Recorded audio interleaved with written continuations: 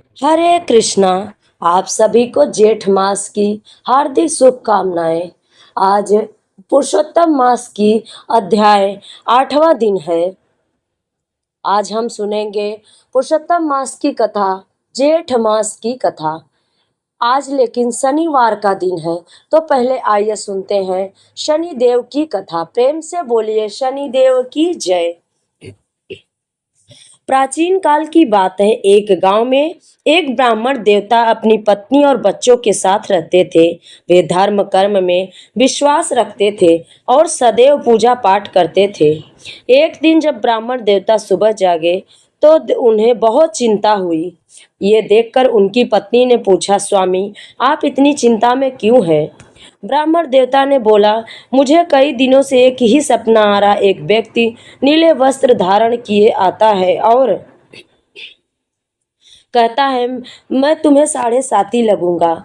पत्नी ने कहा, स्वामी, यह कोई और नहीं, स्वयं भगवान शनि देव हैं, जो आपको शनि की दशा लगने की बात कर रहे हैं। जब वे आपके सपने में दूसरी बार आए तो उनसे ये कहिएगा कि वे सवा पहर के अधिक न लगे। ब्राह्मण देवता ने सहमति दी और कहा कि ऐसा ही करेंगे। अगली रात फिर से शनिदेव ब्राह्मण के स्वप्न में आए और बोले, तुम्हें मेरी साढ़े साती लगेगी। ब्राह्मण ने विनम्रता से प्रार्थना की, हे प्रभु, मुझ में इतनी सहन शक्ति नहीं है कि मैं वर्षों तक आपकी दशा झेल सकूं। कृपा करके सवा पहर तक ही लगा लीजिए। शनिदेव ने कहा, ठीक है, मैं सिर्फ सवा पहर ही रहूंगा। सुबह होते ही ब्राह्मण देवता ने अपनी पत्नी से कहा, मुझे शनि देव की कुदृष्टि लगी है। सवा पहर के लिए इस दौरान मैं वन में जाकर पूजा अर्चना करूंगा। पत्नी ने कहा और ब्राह्मण देवता जंगल चल दिए। वहां उन्होंने पूजा पाठ किया और जब सवा पहर का समय पूरा होने ही वाला था तो वे घर लौटने लगे। लौटते समय उन्होंने एक तरबूज का खेत देखा। उन्होंने सोचा, बच्चों के लिए 2 तरबूज ले लूं। वे खेत के मालिक को ढूंढने लगे, लेकिन जब वह नहीं मिला तो 2 तरबूज तोड़कर उनका मूल्य वहीं रखकर वो घर की ओर चल दिए। जब वे नगर में पहुंचे तो 2 सैनिकों ने उन्हें रोक लिया और पूछा, इस पोटली में क्या है? ब्राह्मण देवता ने उत्तर दिया, इसमें तरबूज है। लेकिन सैनिकों को संदेह हुआ और उन्होंने पोटली खोलने को कहा। ब्राह्मण देवता जैसे ही पोटली खोली वैसे ही सब हैरान रह गए। तरबूज की जगह राजा के दोनों पुत्रों के कटे हुए सिर पोटली में थे। सैनिकों ने ब्राह्मण को बंदी बना लिया और राजा के सामने ले गए। राजा ने जब यह सुना तो क्रोधित होकर ब्राह्मण को फांसी की सजा सुना दी। ब्राह्मण ने राजा से प्रार्थना की, हे महाराज, मुझे अपनी अंतिम पूजा करने की अनुमति दी जाए। राजा ने अनुमति दे दी। ब्राह्मण ने पूजा शुरू की। जैसे ही सवा पहर का समय पूरा हुआ, शनि की कुदृष्टि समाप्त हो गई। कुछ ही क्षणों में राजा के दोनों पुत्र शिकार से लौट आए। यह देखकर राजा और सभी लोग आश्चर्यचकित रह गए।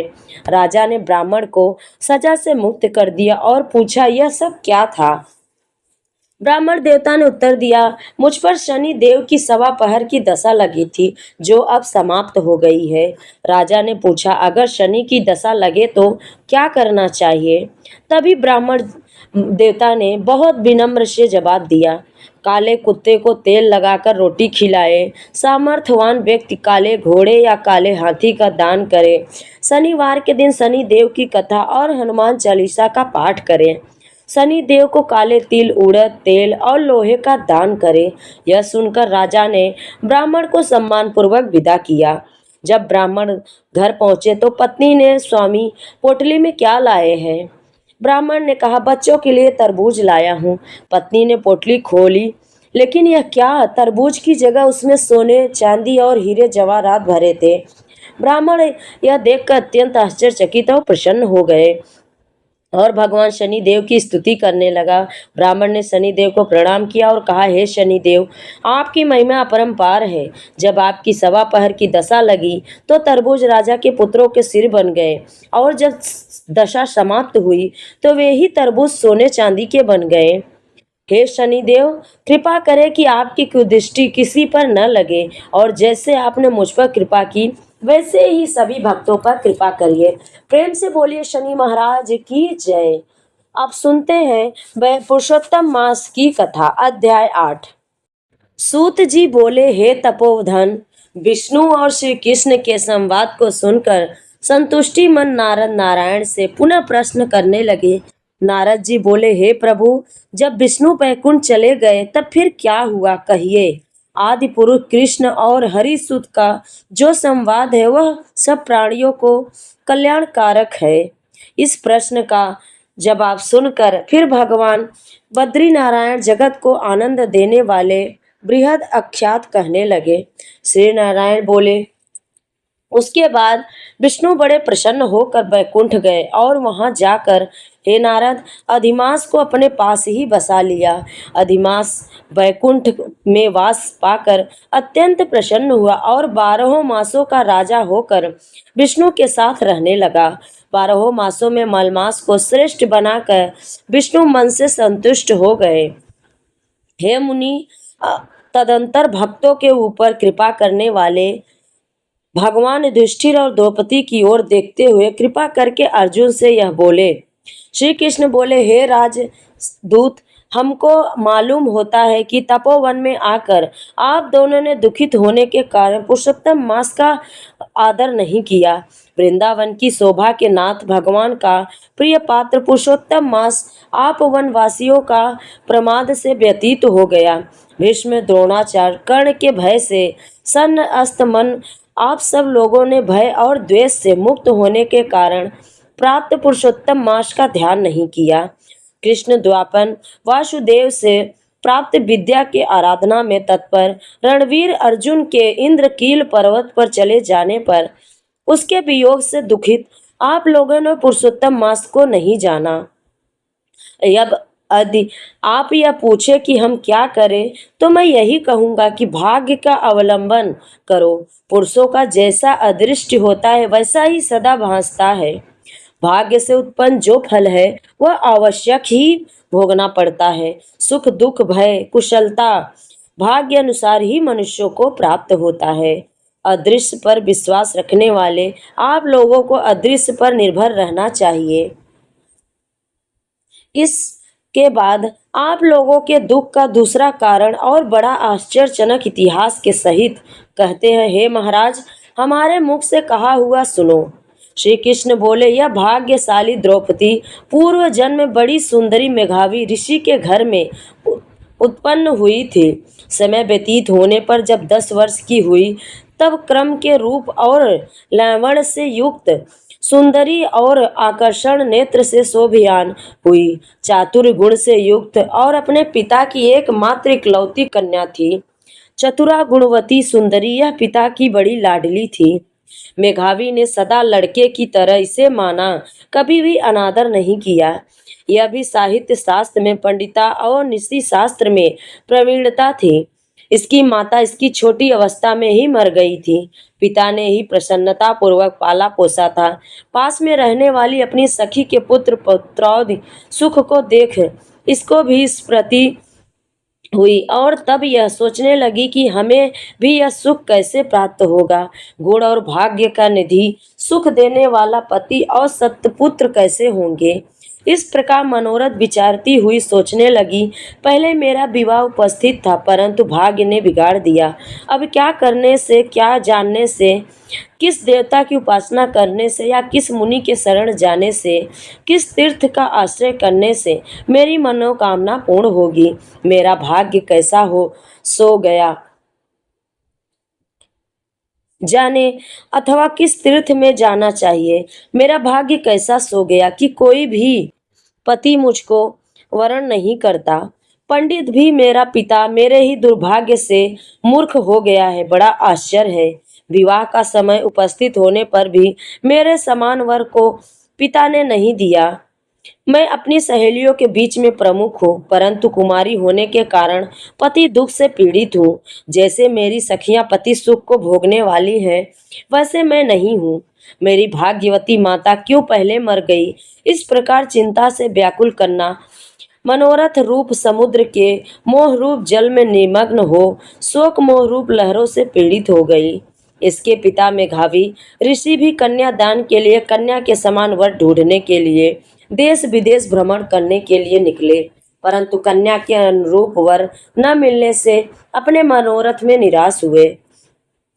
कन्या के और अपने भाग्य के कन्या दान रूप संकल्प के पूर्ण न होने से देव योग के कारण बड़ा भारी दारुण ज्वर उन्हें आ गया। सब अंग ऐसे फूटने लगे जैसे समस्त अंग टूट टूट कर अलग हो जाएंगे और ज्वर की ज्वारा से व्याकुल हुए श्वासोच्छ्वास देते महादारुण मूर्छा से मदिरा पान से उन्मत्त की तरह पैर लड़खड़ाते गिरते पड़ते किसी तरह घर में आए और आते ही पृथ्वी पर गिर पड़े। भय से विहीन कन्या जब तक पिता को देखने आए तब तक कन्या को स्मरण करते हुए मेघावी मुनि मरणासन्न को हो गए। भाग्य के फलस्वरूप बल में एकाएक कांपने लगे और कन्यादान प्रसंग से उठा हुआ जो महोत्सव था वह जाता रहा। उसके पहले किए हुए गृहस्थ्रम धर्म के परिश्रम के प्रभाव से संसार वासना को त्याग कर भगवान में चित्त लगाने लगे। उस मुधूर्व मेघावी ऋषि ने शीघ्र ही नील कमल के समान श्याम चित्रवली से सुंदर आकृति वाले श्री पुरुषोत्तम हरि का स्मरण किया। हे रास के स्वामी, हे राधा रमण, हे प्रचंड भुजंग दंड से दूर से ही देवताओं के शत्रु दैत्य को मारने वाले, हे अति उग्र दयावान को पान करने वाले, हे कुमारी गोपियाओं के उतारे हुए वस्त्रों को हरण करने वाले, हे श्री कृष्ण, हे गोविंद, हे हरे, हे मुरारी, हे राधेश, हे दामोदर, हे दीनानाथ, इस संसार में निमग्न की रक्षा कीजिए। इस इंद्रियों के इशार आपको प्रणाम है। इस प्रकार मेघावी के वचनों को दूर से ही सुनकर श्री भगवान के दूत चटपट मुकुंद लोक से आए और उस मरे हुए मुनि को हाथ से पकड़कर ईश्वर को चरण कमलों में ले गए।